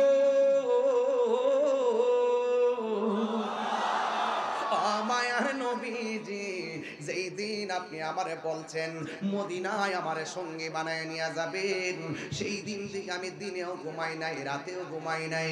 ইয়া রাসূলুল্লাহ, নবী গো, আপনি আমাকে একটা ডাকের বেশি দুইটা ডাক দিলে যদি আপনি নবী কষ্ট পান, আল্লাহ কষ্ট পাবে, এই জন্য আমি একটা সেকেন্ডের জন্য বিছানার মধ্যে পিঠ লাগাই না গো নবী। এই কথা বলার পরে আমার নবী বলছেন, হে আবু বকর, আর দেরি করা যাবে না, কাফেররা বের হয়ে গেছে, রাতের অন্ধকারে আমরা রওনা দিয়ে দিব। সিদ্দিক আকবর নবীর পিছনে পিছনে যায়, আমার নবী সামনে সামনে যায়। আমার নবী যখন সামনে যায়, ওই মুহূর্তে আমার নবীকে সিদ্দিক আকবর ডাক দিয়ে বলে ইয়া রাসূলুল্লাহ, এতক্ষণ আমি আপনার পিছনে গিয়েছি, এখন একটু আপনার সামনে আমি যাব। আমার নবী বলে আবু বকর, তুমি কি জানো না নবী রাসূলদের অগ্রগামী হওয়া যায় না, নবী রাসূলদের সামনে জোরে কথা বলা যায় না, তুমি কেন আমার সামনে যাইবা? ইয়া রাসূলুল্লাহ, নবী সামনের বাড়িটা একটা কাফেরের বাড়ি, ওই কাফেররা তো আপনাকে তালাশ করতেছে, যদি আপনার রাস্তার মধ্যে দেখা বালায় কাফের বাড়ি থেকে আপনার সিনা মুবারকের বরাবর ওরা তীর মেরে আপনাকে আঘাত করতে পারে। ইয়া রাসূলুল্লাহ, নবী আপনার সামনে আমি থাকতে চাই, একটা বুঝি না দুইটা বুঝি না, যত তীর আসে আমি আবু বকরের সিনার মধ্যে নিয়ে নিব, কিন্তু আপনার বদন মুবারকে একটা তীরের আঘাত আমি লাগতে দিব না। এইভাবে যাইতে যাইতে অনেক দূর পর্যন্ত গিয়েছে, হঠাৎ করে আমার নবী, আপনার নবী একটা গুহার ভিতরে আমার নবী গিয়ে ঢুকলেন। গুহার মধ্যে ঢোকার পরে সিদ্দিক আকবর বলেন, আমি দেখলাম গুহার ভিতরে অনেকগুলা গর্ত দেখা যায়, প্রত্যেকটা গর্তের মুখের মধ্যে একটা করে সাপ দেখা যায়। আমি দেখলাম শুধু গুহার মুখ আছে, পিছন দিক দিয়ে গুহার কোনো রাস্তা নাই, ডানে রাস্তা নাই, বামে রাস্তা নাই, এমন একটা গুহা আল্লাহ আমারে সুযোগ দিয়েছে। ওই গুহাটা দেখার জন্য আমি গিয়েছিলাম রে বাবা। ও বন্ধু রে, ও জনমের বাবা, এই ওয়াজটা কেন করতেছি জানেননি? এই কিশোর বয়সের পোলাপানগুলা ইতিহাস সম্পর্কে জানে না, এদেরকে ইতিহাস জানাইতে হবে, এদেরকে ঘটনা জানাইতে হবে, মুরব্বীরা জানলেও ছোট্ট পোলাপানদেরকে জানাইতে হবে, কারণ এরাই তো আগামী দিনের ভবিষ্যৎ, কথা বলেন ঠিক কিনা? ওই সিদ্দিক আকবর গুহার ভিতরে যখন ঢুকছে, আমার নবী, আপনার নবী রাহমাতুল লিল আলামিন ডাক দিয়ে বলে আবু বকর, আমার একটু ক্লান্তি লেগেছে, আমি একটু আরাম করব।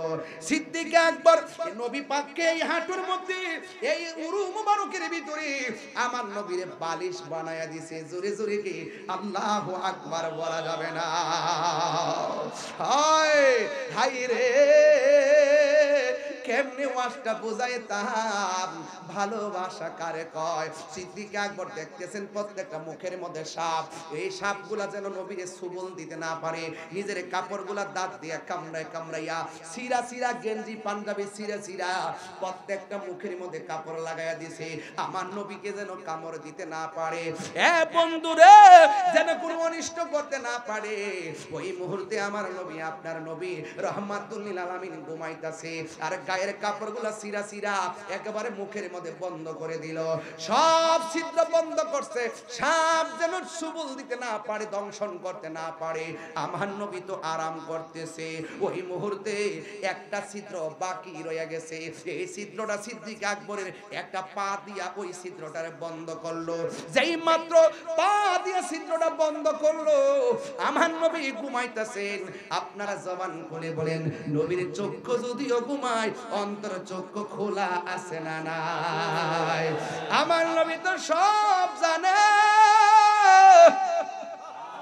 আমার নবী আপনার নবী, হাইরে তুমি আমি ঘুমাইলে ওযু ভাঙ্গা যায়, নবী ঘুমাইলে ওযু ভাঙ্গে না, কারণ আমার নবী কাহারো মতো না। ও বন্ধু বন্ধু বন্ধু রে, আমার নবী আপনার নবী যখন ঘুমাইতেছেন, হঠাৎ করে নবীর গাল মোবারকের ভিতরে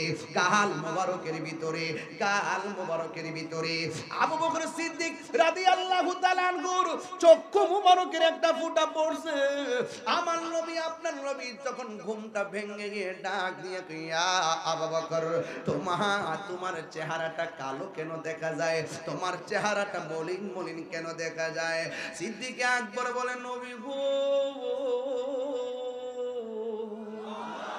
ও মায়ার নবীজি, আপনি ঘুমিয়েছিলেন, এই দিক দিয়া একটা ছিদ্র ছিল, এই ছিদ্রটার আমি পা দিয়া বন্ধ করলাম, ওই জায়গার মধ্যে একটা সাপ ছিল, এই সাপটা আমার পায়ের মধ্যে সুবল দিছে, এই ব্যথাটা পা থেকে হাঁটু থেকে কোমর থেকে অল বডি পর্যন্ত সাপের ব্যথা ছায়া গেছে।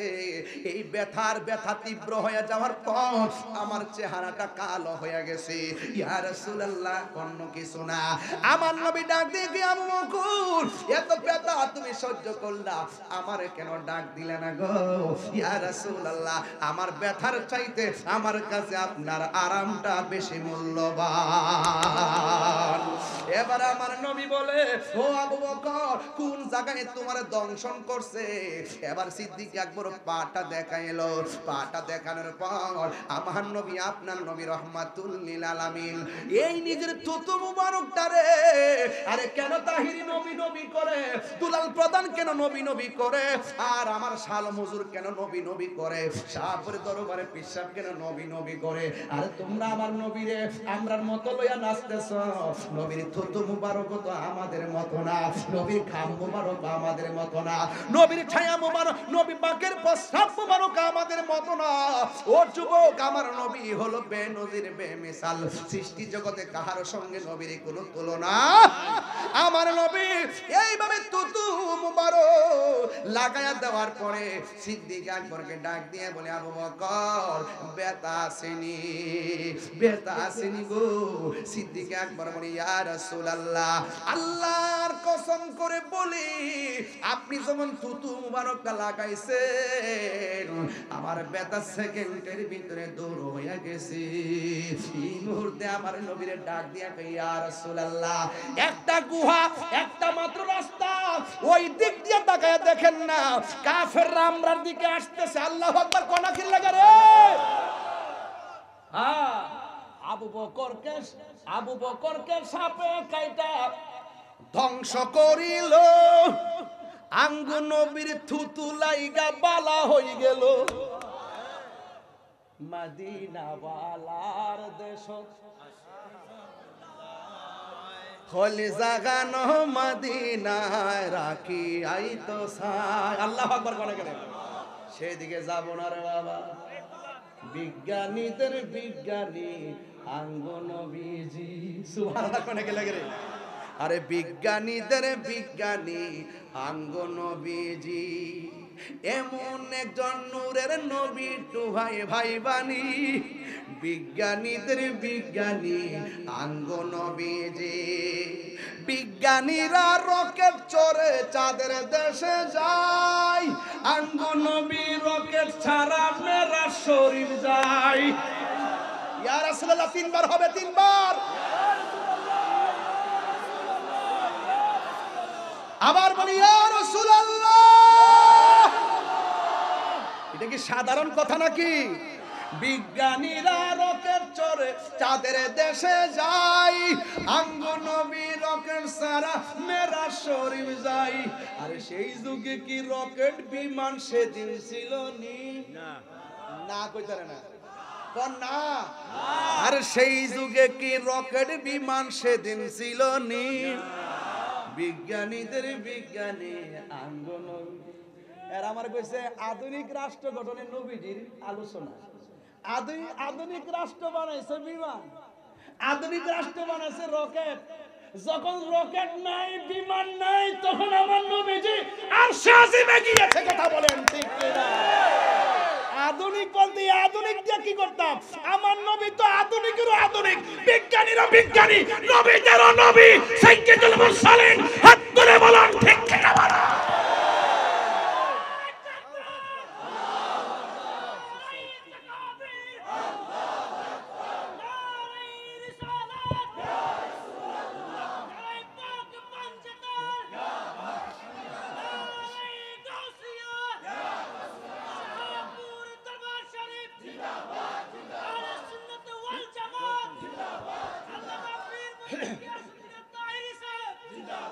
মারহাবা গো না মারহাবা বাজান আমি কিন্তু বেশি চিল্লাই দিকে আমার কষ্ট নেন না আপনারা আমার যখন 76টা জায়গা এরা আমার নবীর শান আজমত কি বুঝে এরা বুঝায় যে নবী বিয়ে করছে আমরাও করছি নবী ঘাটে ঘাটে যা বাজারে যা আমরাও যাই আরে বেটা নবী রাম ওখানে গেছে আর সাজিমে গেছে তুই যা ইডা দেহস হিডা দেহস না এইটার নাম হইলো ডাব্লিউ এটির নাম কি ডাব্লিউ এটাকে বুঝাইবার জন্য আমরা এক্স ওয়াই জেড কথা কোন ঠিক না বে ঠিক আবু বকরকে সাপে কাইডা কষ্ট হইতাছে ধ্বংস করিল আঙ্গ নবীর থুতু লাইগা বালা হই গেল সেই যুগে কি উজা বাইদা সেদিন ছিল নি আধুনিক রাষ্ট্র বানায় উজা বাইদা ডাইকা না সাপ তুলবার লাগে আর আমার নবী থুতু মোবারক লাগিয়ে ভালো যায় যতই আমরা সাজাই না কেন সবচেয়ে বড় মডেল হলো রাহমাতুল লিল আলামিন যার আদর্শের সাগরে ডুব দিলে এই দেশ শান্তির দেশ হয়ে যাবে যার আদর্শে ডুব দিলে এই বাড়ি আদর্শের বাড়ি হয়ে যাবে যার আদর্শে ডুব দিলে আমার জীবন সোনার জীবন হয়ে যাবে কথা বলেন ঠিক কিনা এছাড়া কোনো বিকল্প বাস আবু বকর কিসে কি ইয়া রাসূলুল্লাহ ওরা তো আসতেছে ওরা রাস্তা কটা একটা কথা কোন পিছনে রাস্তা নাই ডানে নাই বামে নিচে উপরে সামনে কয়টা একটা রাসূল বলছেন ইয়া আবু বকর লা তাহজান ইন্নাল্লাহা মা'ানা সুবহানাল্লাহ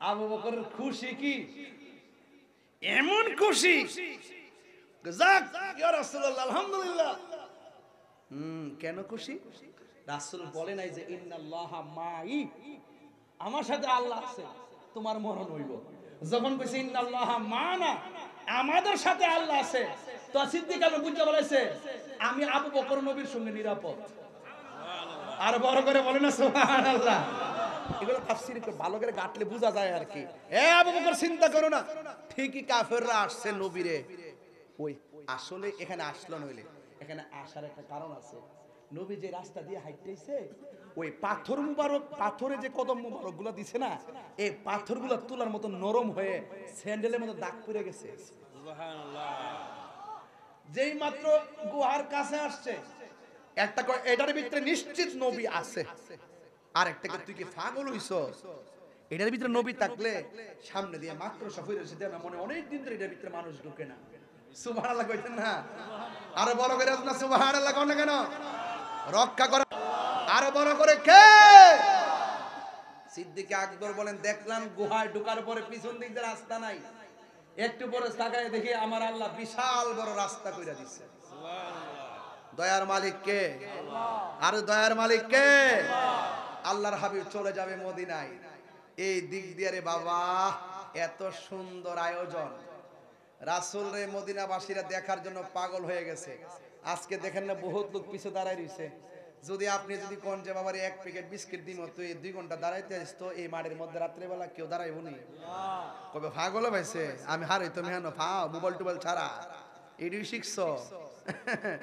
তো এটা কি প্রেমের কারণে না? রাসূল পাক মদিনায় যাচ্ছে, সব নারী পুরুষ বাচ্চা কাচ্চা সব পাগল। মক্কার মানুষ কয় যান গা, মদিনা মানুষ কয় আসেন। সুবহানাল্লাহ বলবেন না? যে যারে চিনে সে তারে কিনে। তো যাওয়ার পরে ছোট ছোট বাচ্চারা মুরব্বীরা সামনে গেছে, যাওয়ার পর পিছনে যাও, মুরব্বীরা সামনে যায়, আবার পোলাপানে উঠছে পাহাড়ের উপরে, কিছু কিছু গাছের উপরে উঠছে, খেজুর গাছে। এই তোমরা কি পাইছো? হ্যাঁ, মুরব্বীদের মাথার উপরে উঠো। পরে নবীরে দেখতাম উঠছে। আর দলিল চলবো? এই ছেলে রে তুমি দাঁড়াও তো, ওঠো তো, ওঠো, দাঁড়াও। কি আশ্চর্য দেখেন, ছোট্ট মানুষ, ওই যে মুরব্বী পিছনে বসেছে ও সামনে এসে বসছে। ওই যে দেখেন ওই যে মুরব্বী উনি নিচে বসেছে, আমি সেটা বসেছি। এটা বেয়াদবি না? এটা মুরব্বী নিচে বইতে আমি সেটা বইতে না। প্রেমের বাজারে সিনিয়র আর জুনিয়র নাই। যদি সিনিয়র জুনিয়র থাকতো আমার কান্ডা তৈরি নিয়ে হুয়ানো বয় লইলে কইলে রে বাবা ওয়াজ করলে মারো, হারে ওয়াজ করো, এই মুরব্বিরা সামনে আনে পাওয়া যেত না। এই জন্য নবীরে দেখার সামনে, নবীর আদর্শের বয়ানের সামনে সিনিয়র জুনিয়র নাই, সব হলো প্রেমের হিসাব। হুজুর জান্নাতের মধ্যে কি 90 বছরে বুড়া বেড়া যাইবো? হুজুর সত্যি করে বলতে হুজুর যাইবো? দেন হুজুর কি করেন কোন 90 আপনি চাইতেন না বা বুড়া বেড়া বেঁচে চাইতো না। হাদিস শরীফের মধ্যে পড়ছি 33 বছরের জোয়ান বানায়া ক্লিন শিপ করায়া হাতের মধ্যে আবার 70 জন ধরাই দিব। দেখছেন ওহন কি মুস্কি হাসিটা দিয়েছে, বুঝা ফলাইছে খেলা হইব জান্নাতের ভিতর। কথা কোন ঠিক কিনা? আরে হাত তুলে বলেন ঠিক কিনা বলো। তবে প্রেমিকের মতো প্রেমিক হতে হবে, ওই বাচ্চাদের মতো।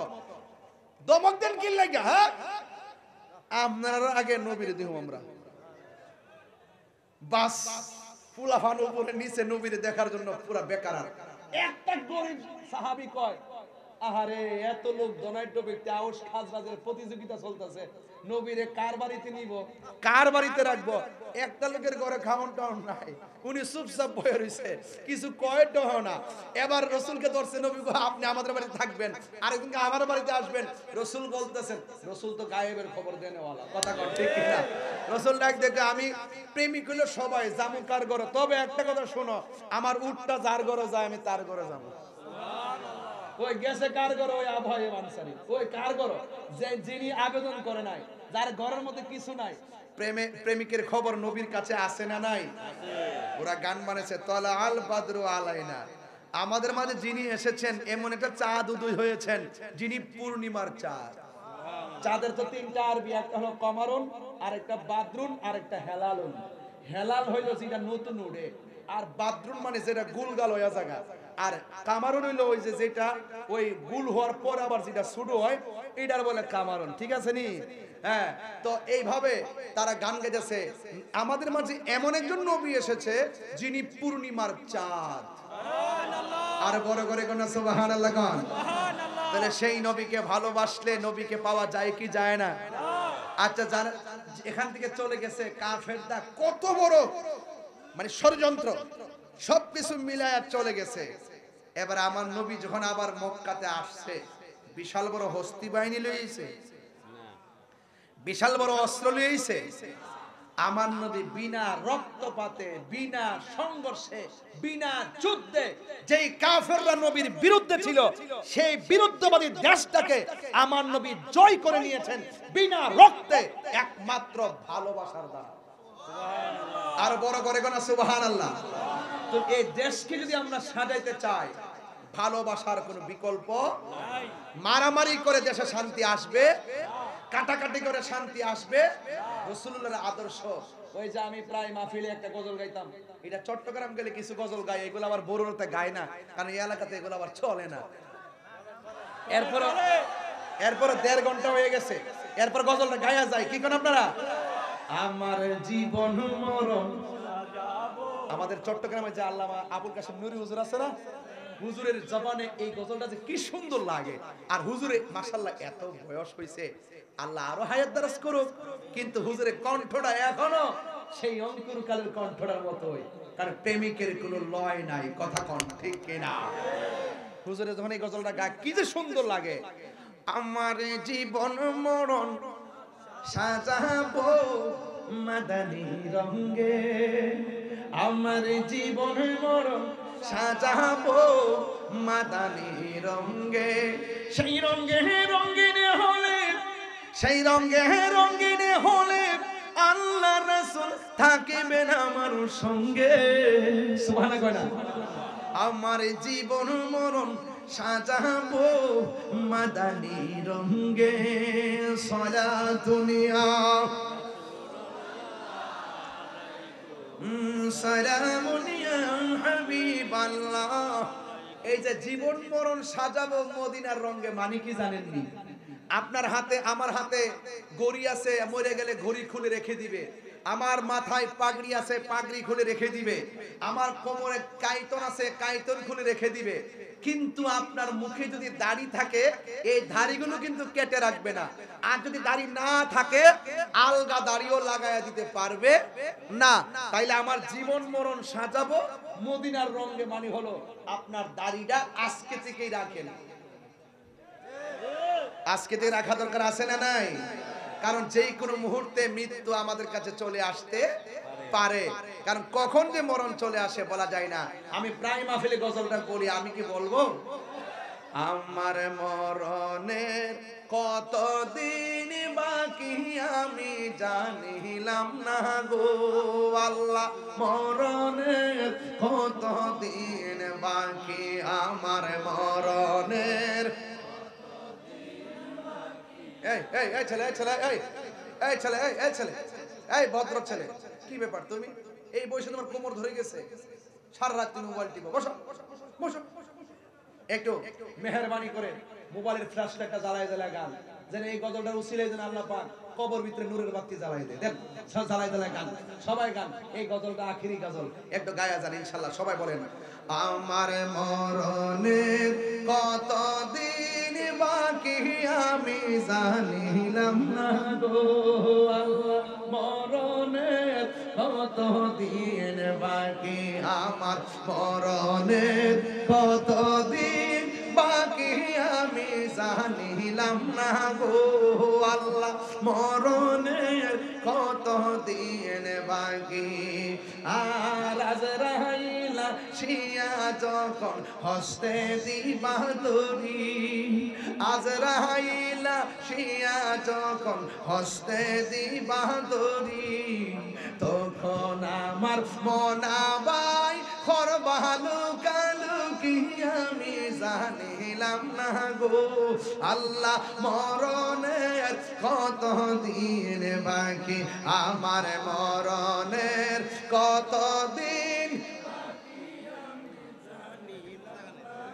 ও আল্লাহ, মরণের কতদিন বাকি, 40 দিনের আগে বাইরে মৌতের নিশানি, 40 দিনের আগে বাইরে মৌতের নিশানি, জমদূতে বা ইন্দানি চোখে দিয়া আমি জানিলাম না গো আল্লাহ, মরণের কতদিন বাকি, আমার মরণের কতদিন বাকি আমি জানিলাম না গো আল্লাহ, মরণের কতদিন বাকি। আল্লাহু আকবার। হে নবী সালামু আলাইকা